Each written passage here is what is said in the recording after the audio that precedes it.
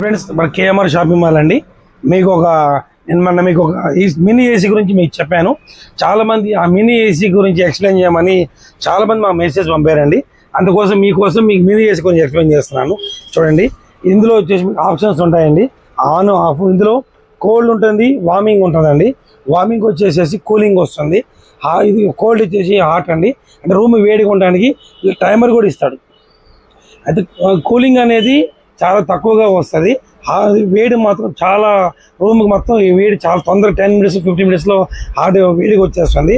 అంతేకాక మీకు ఇంకా చాలామంది కూడా మాకు ఐటమ్స్ అవి కావాలని అడుగుతున్నారు.